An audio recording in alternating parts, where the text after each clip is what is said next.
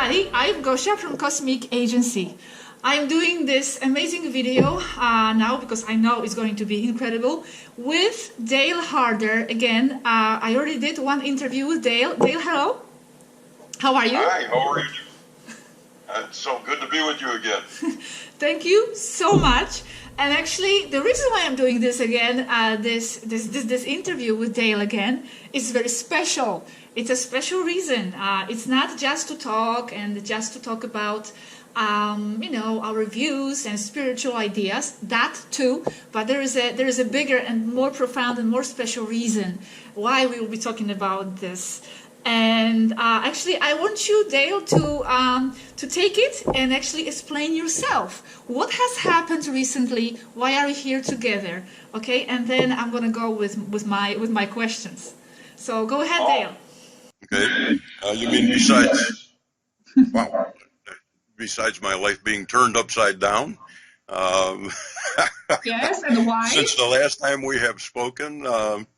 Largely through your efforts, starting on May 26th, a couple months ago, 2.5 months ago, I was fortunate enough to actually meet my people, the Pleiadians, through you and their efforts. And as I understand it, they had a Federation Council meeting over me and decided and deliberated to allow me to come into the group.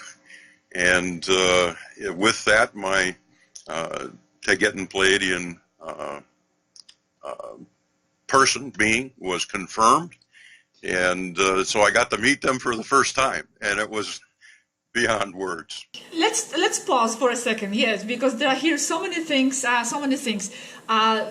first of all, yes, Dale has had the opportunity to speak with Swaruu and Aneka and the whole team. And the whole team. Yeah. Yes, I introduced Dale to them.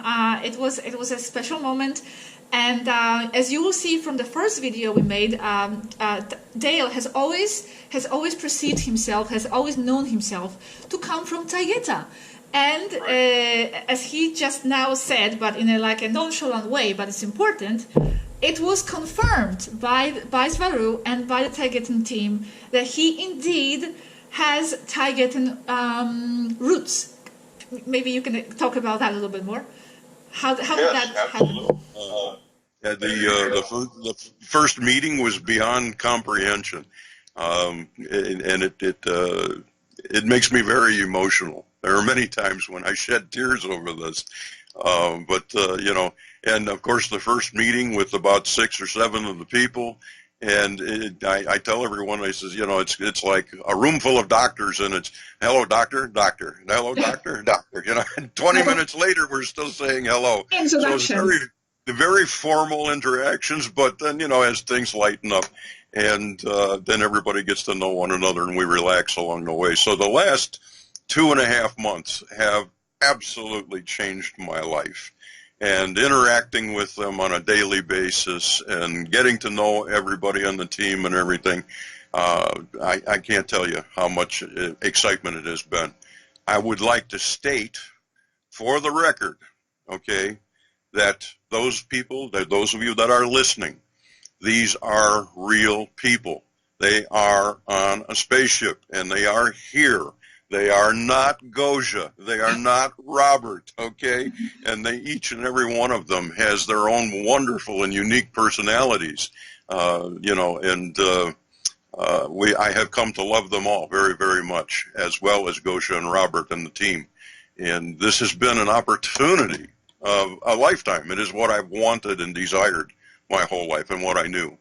And so through their efforts and mine, and then they actually showed the databases and so forth and told how many Pleiadians have been here on the planet before and how many women. And according to the records and the database, there has only been 500 Pleiadian men ever been on Earth at any time.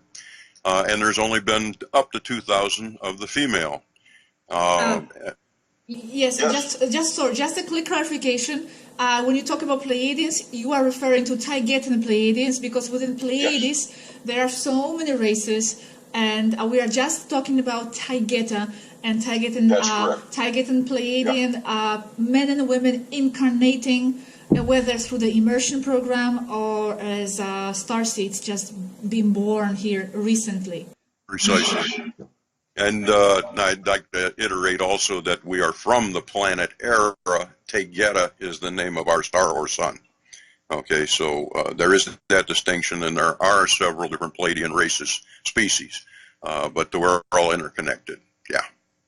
So that being said, they looking at that database with, say, the 500 men, some have been lost, some have died, some were murdered, and some have never woken up. But out of the 500, the number that I'm showing on the database was number 214.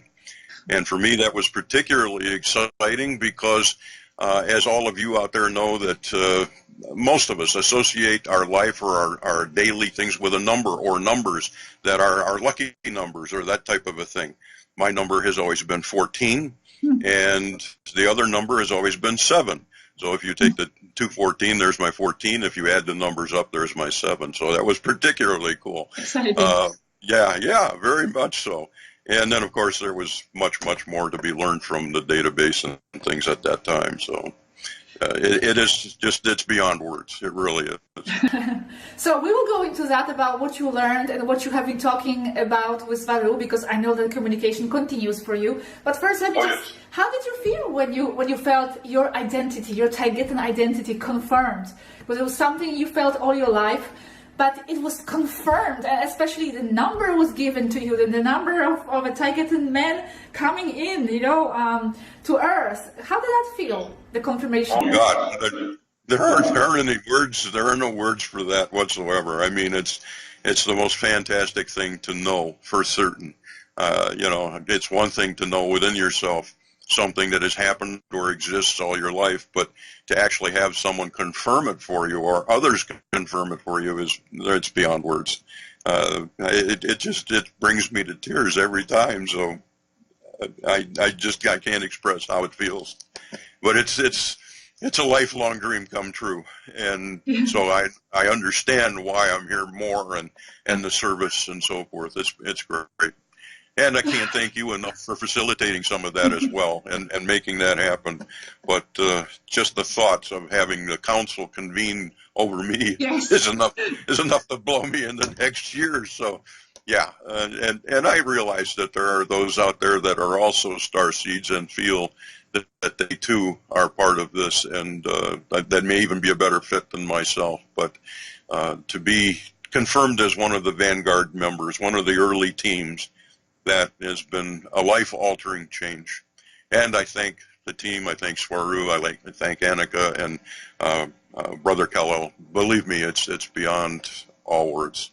Let me just maybe go backwards a little bit, explain how this happened, because just so you know, guys, I don't connect people actually with them. This is not my purpose to be. And me and Robert, we have been receiving so many requests. Please, I want to talk to Swaruu too, and me, and everybody. Of course, I understand that, but it's not.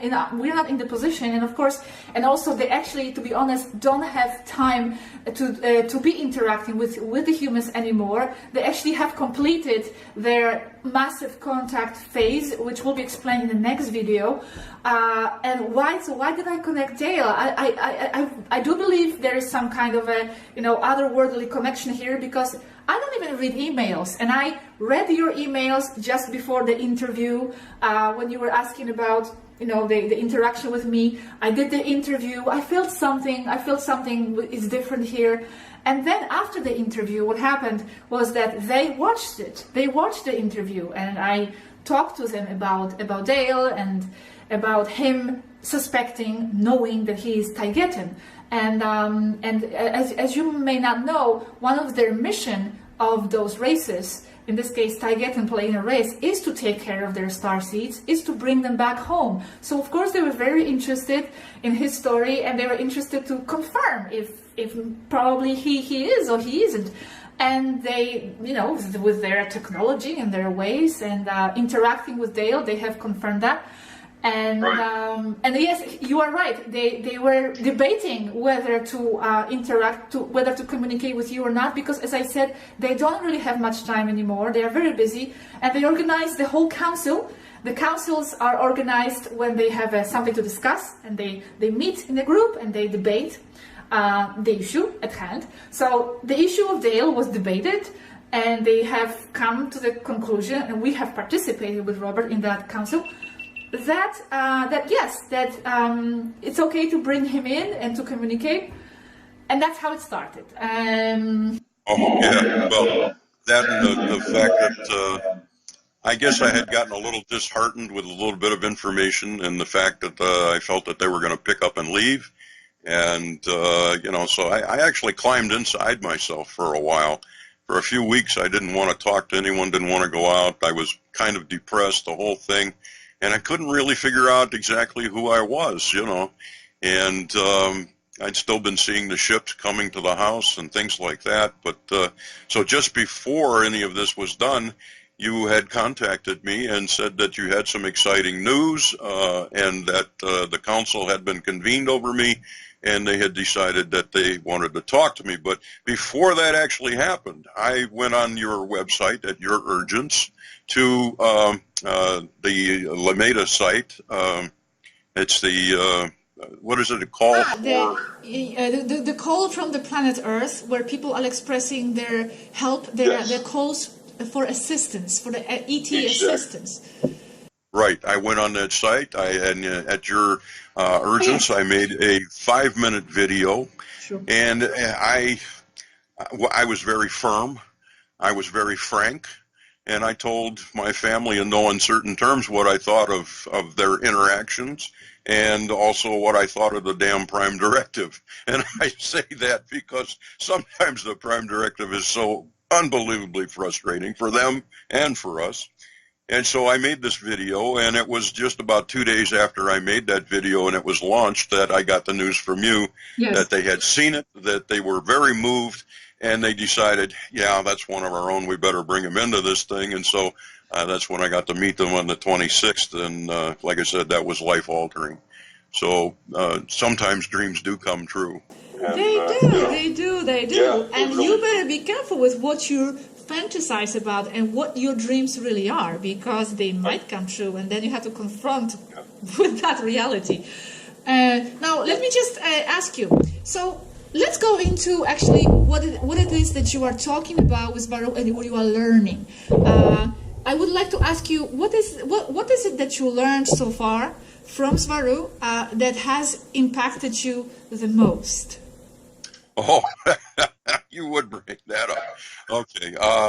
We talk of all manner of things, of course, and basically any and all questions, anything you can imagine, we discuss. But very little actually affects me or bothers me, and they're so very respectful and concerned that any information that they give to us might impact our lives and or possibly cause us to change our beliefs or things like that. And so that is walking the tightrope or walking the double-edged sword of the Prime Directive. So, as I said, very little bothers me. Some of it is very confirming and releasing. But probably the one that bothered me, as I say, bothered me in any way, was the one regarding the Apollo moon missions and our launch in '69, Apollo 11, and so forth. Let's talk about this. For those of you that have not heard me before, I am an ex-engineer, a scientist, engineer, rocket scientist, if you will, working for NASA for 12 years. And I worked on the space shuttle. I worked on the Atlas Centaur, I worked on the Atlas Agena, and I worked on instrumentation. I've been around that quite a while, and always wanted to work for NASA. I even wanted to be an astronaut. Yes. But there were restrictions on size and glasses and different things that prevented it. So I got to serve on the ground. But all of us here, most people believe that we went to the moon and that we accomplished many of the things that we did, including me. The issue is that when we began to discuss in deep detail the moon landings, especially beginning in '69, that they really didn't happen. That these are basically fake and have been used in propaganda, and that most of the people involved, and that would be all of the launch controllers at Houston, all of the launch controllers in Kennedy, all of the various setups from NASA, whether it's Ames or Glenn or wherever, or Kennedy, these people all believed, as I did, that we actually went to the moon. According to Swaruu, whom I call Little Sister, and the reason for that is even though she's a powerhouse, she's about 5 feet tall. And so me being the bigger guy, I call her Little Sister. But anyway, Little Sister has told me that according to their scans, according to their efforts, they have not been able to find the retroreflectors on the moon. They have not been able to find any of the remains of the LEM or the landing sites. And according to their research and the things that they know and see, that the Saturn rocket, the LEM, and the various things, they just were not capable technically of taking us to the moon. And so I had to do a lot of research on that, and we had a lot of discussions back and forth. But when you look at it, say maybe 3 points that I could leave that are main points, is that the Saturn rocket itself, even though it was a big firecracker, made a lot of noise, a lot of thunder, and was awesome to see, and I was even there for the launch of Apollo 13, that it just did not have the power or the capabilities to launch us into anything other than a low Earth orbit of 90 to 120 miles.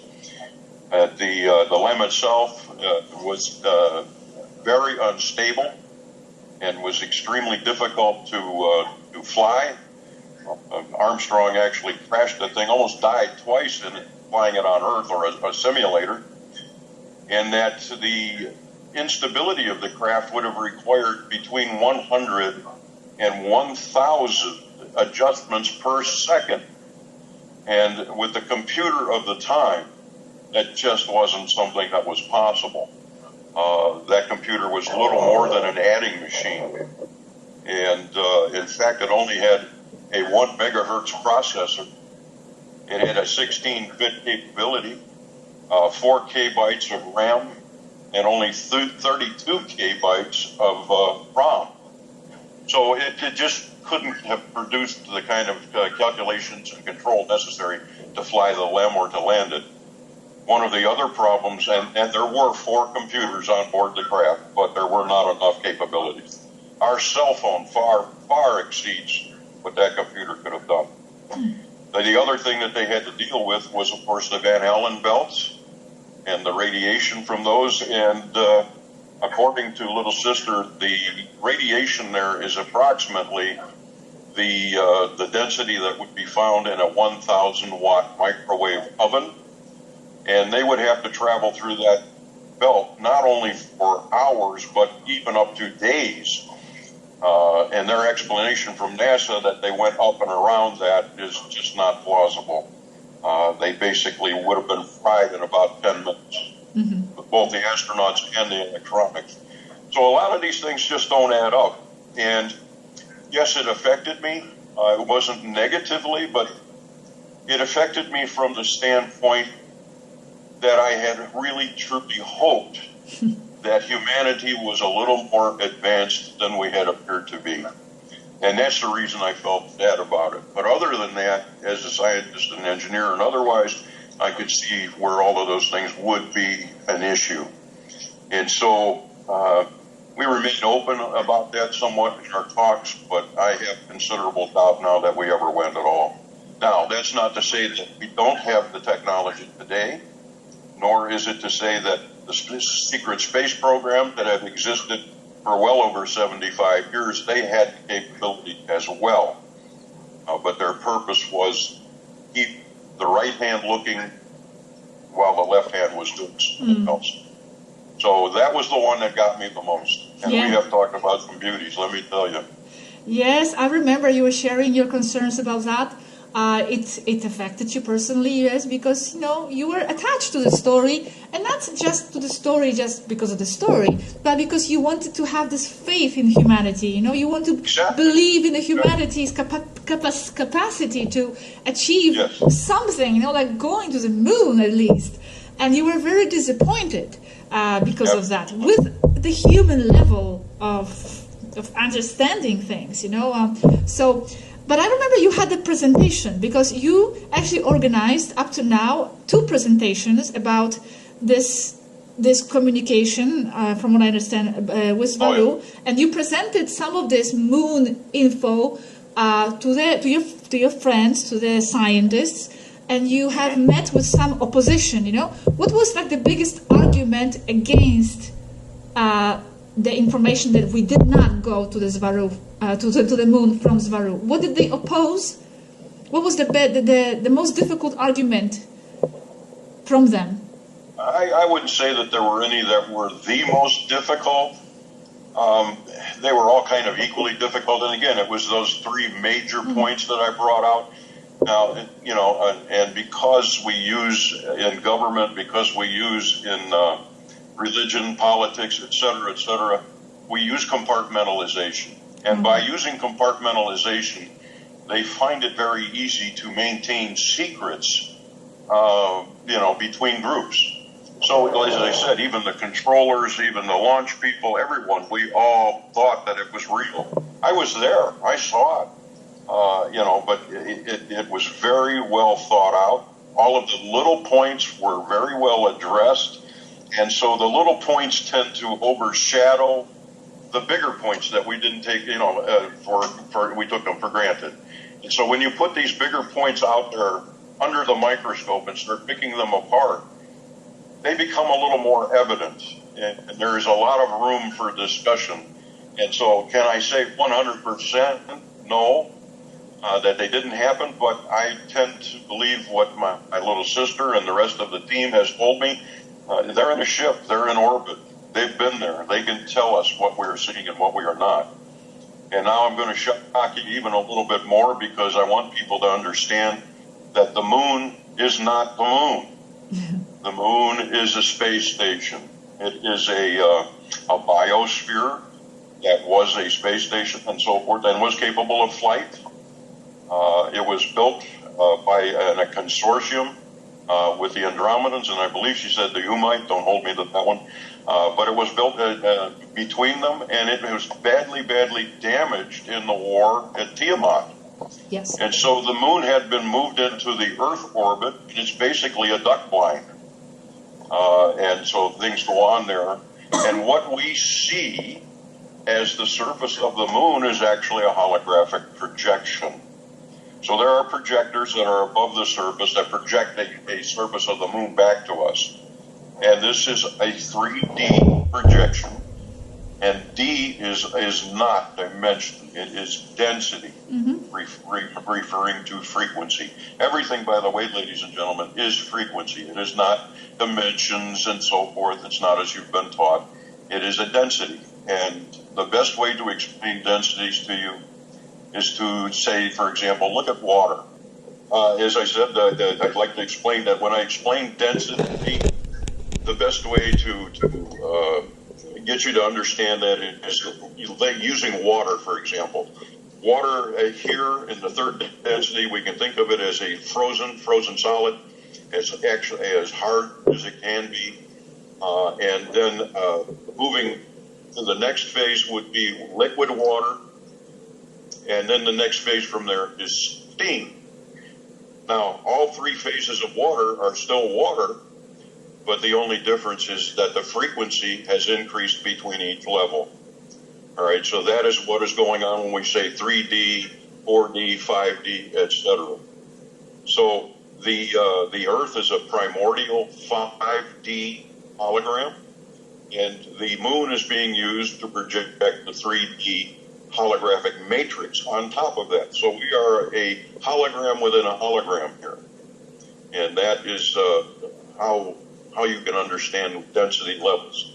All right, our brothers and sisters are in the high 5D, and they have dropped down basically from the 7D, as I understand it, to interact with us here. Just to interject that, no, from what I understand is they are operating on a 5D, on a 5D level, on a higher 5D. It's Swaruu herself who has explained to us that she is a 7D starseed incarnated in a Taygetean 5D body. But as a society, they function on a 5D up to higher 5D level. Yeah. Right. And she did that on purpose so that she could interact with us at this point in time. Yes. So but I find that a lot of folks, I do many interviews, I do lectures, etc., on television, radio, everything. But one of the things that people do not seem to understand is when they talk about 3, 4, 5D, that kind of thing, and people think of it as dimension. It is not dimension. Yeah. It is frequency. So as long as we can get that cleared up, but that's one of the things that they have a hard time to understand. So as I said, the difficulty in answering their questions, it wasn't so bad once we had established a baseline and how to look at those issues. And the three main ones that I related today were the most difficult for them. But in no case did I have anyone that was extremely negative or highly confrontational regarding this. Most people were able to accept this with sufficient understanding. So I was quite happy with that. And these were capacity rooms and lectures over the last 2 months. So people have been able to accept Swaruu's and Annika's information with ease, and I was very happy for that. Yeah. Just going back to the moon story for a second, you said you saw it launch. So if it never happened and you saw a launch, so where did it launch to? And was it empty inside? Basically, there was no one there. What happened? Because you are like an expert on this subject now. Yeah. When I was younger, my father worked for Terex General Motors. He was a top engineer. Worked for the one of the senior engineering teams that designed and built the tractor crawler that carried the moon rocket, the Apollo rockets, from the assembly building to the launch pad. And as a result of that, he had top secret clearance, and we were invited to the launch of Apollo 13. So as a child, I went there. I even had pictures of myself with my hand on the side of the rocket the morning that the thing launched, and I have oxygen exhaust steaming over the top of my head in the pictures. Anyway, I tell people I'm the one that jinxed it. That's why it blew up. But no, I did get to see that. My aunt and uncle lived across the bay in Titusville, and I was able to see it there. And then I was also sent, while I worked from NASA, to the launch site because I worked on several things for the space shuttle itself. So I was in Cocoa Beach and stayed there quite often. Anyway, it was a phenomenal sight. As I said, it's a lot of thunder, it's a lot of noise, it's a lot of smoke.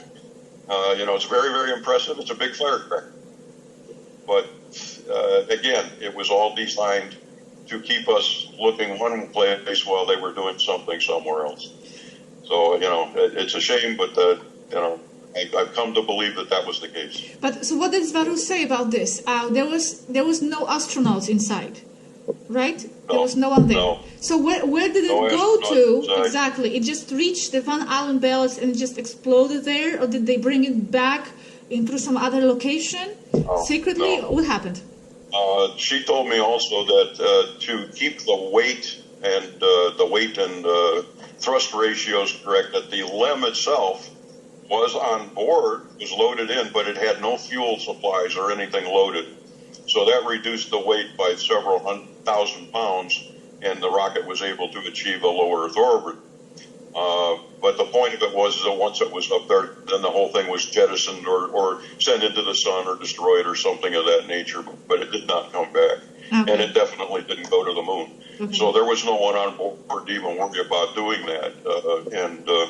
So, like I said, that was a real shock to me at first. But after I started looking at all the details, it made a lot more sense. Mm-hmm. Okay, so apart from the moon story, was there anything else that surprised you and shocked you, or some kind of information that you struggle with to understand or to accept? I, in all honesty and humility, I would like to say no, not really. In fact, if anything, my family seemed to be kind of shocked at what information I had retained. Especially regarding our technologies and our craft and all that stuff, which I've known my whole life. But so it all fell into place for me. Everything fit. Mm-hmm. And I am able to have pretty technical discussions with the team regarding those things. And for me, that's been particularly rewarding and exciting. So, it just also reminds me once again how far behind, unfortunately, we are here. Yes. Yeah. So, I would have to say that was the greatest part of all, to be able to contact and connect on that level. Mm-hmm. Now, they have shared some pretty exciting information with us too, and as your videos bring to the people, that these are just some of the things that we get to talk about. Kosha would be making videos 24/7 with nonstop, no sleep, no eat, and she still couldn't get out all the information. Yeah. There's just no way. But it's unbelievable. It's now, they have even allowed, I assume yourself as well as myself, to ask friends and people that we know if they have questions. And they have been very, very forthcoming in answering those questions and helping people with things. That's not to say that they're not going to give you the information who's going to win the lottery and if your boyfriend's going to break up with you or that kind of thing. No, not this kind of information. No, questions of relevance and things like that, they do answer gladly. And so they've been very forthcoming in everything. And sometimes these are not the things we want to hear.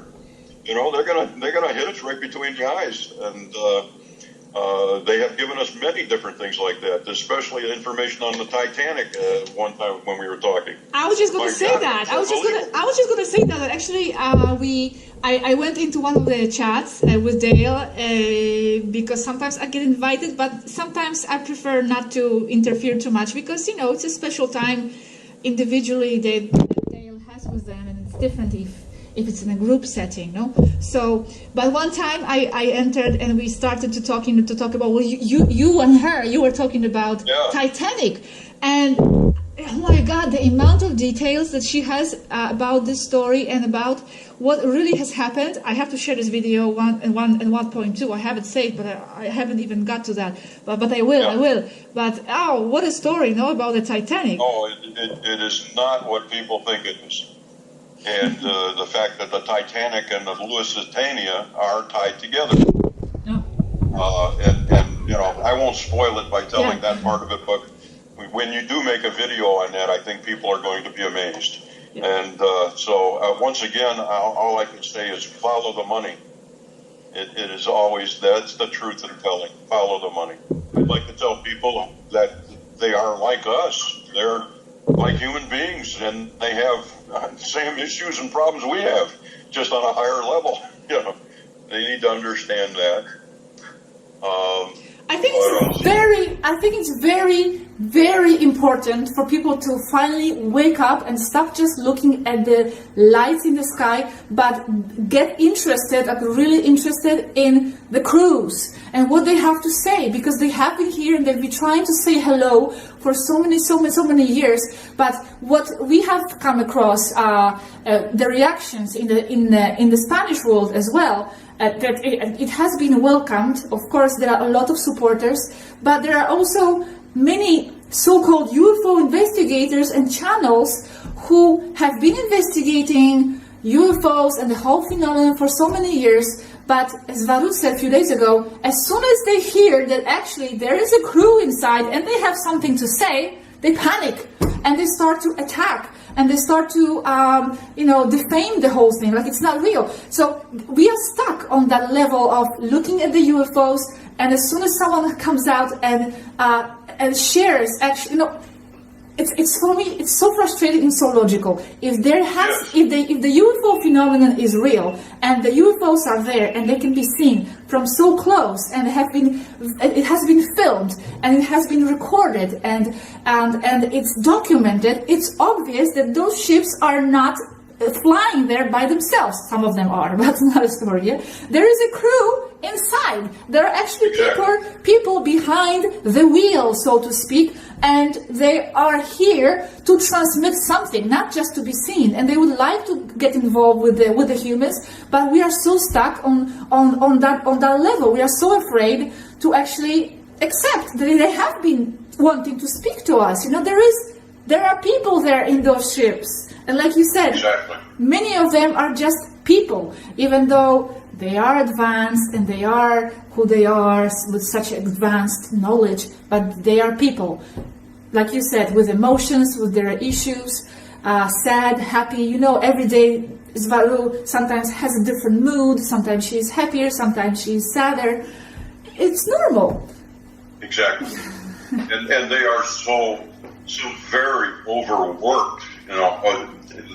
The amount of work that they have to deal with. They're in contact with less than 8 people on the planet, but there are so many things that they're watching over and being involved in everything. It's amazing, and they are so understaffed. And at this point, they are the only Pleiadian craft in the quadrant. Taygeteano. The rest of them have been called home or on other deep space assignments, and so essentially our brothers and sisters in this ship are serving alone. And so this is a great deal of effort on their part. Now I know and I can hear everyone out there saying, why don't they just make contact? Why don't they just show themselves? When are they going to do this? When are they going to do that? But I would like to make something perfectly clear. As a scientist, as an engineer, I have studied every aspect of UFOs my whole life. I have been involved in the UFO community most of my life. I've seen craft since I was a little child, and I've become rather dismayed, unhappy with, if you will, the UFO community at large, because as I see it right now, they are too busy worrying about who's written the latest book, who has the greatest posting, who's got the best position in the lecture, who's making the most money. This is an aspect of the UFO system that has become, making a living. It is not about following the UFO enigma or trying to find out who and what they are. It's more about proliferating their lifestyles. Mm-hmm. And there's a lot of infighting going on in this situation right now. This is precisely why I do not have a book. I do not have a website. I am not making any money on this, nor are you, for that matter. Okay? If you make enough to make your rent, I would be surprised. Barely, yes. The point of it is that I don't think they want the truth. If they got the truth, if our people landed on the front lawn and said, here we are, they would no longer know what to do with themselves. There wouldn't be any purpose for the UFO community at large. Yes. Okay?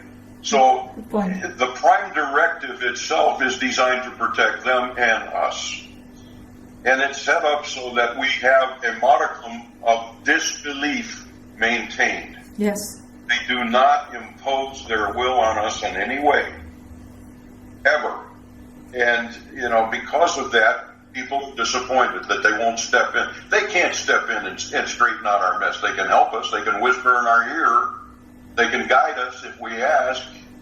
But until enough of us wake up and realize that we are in a mess of our own making, that we are in a position where we need help, if we would all stand up and say, okay, we really need your help, they could come in and do that.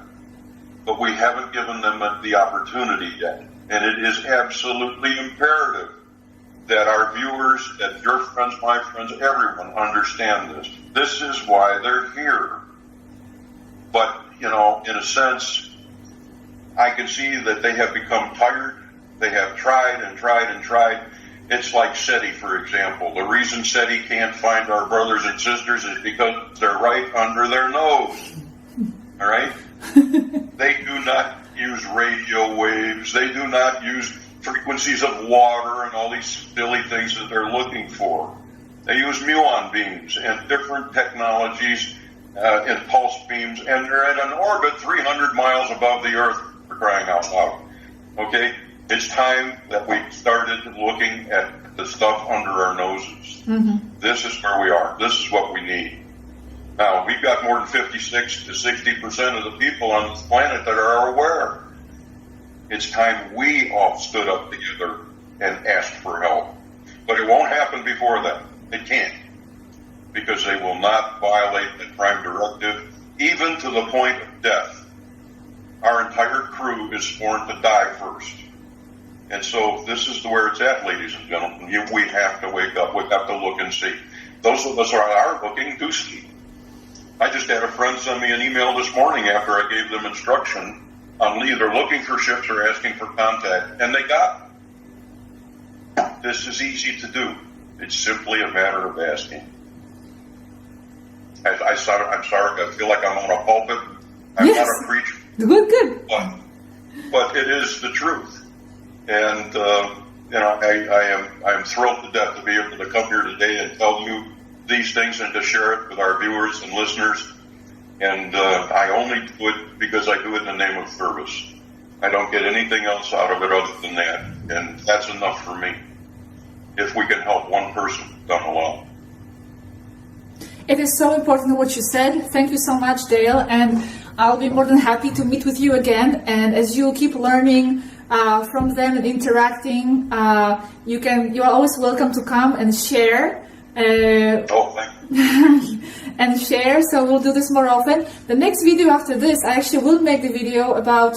It's going to be called The Contact, and their conclusions about this whole topic of the direct contact with the humanity and whether we are ready or not, and why. And you'll be able to understand much more in this whole subject, which is not as black and white as you think, and is much more involved here, metaphysically, transcendentally, physically, on all levels.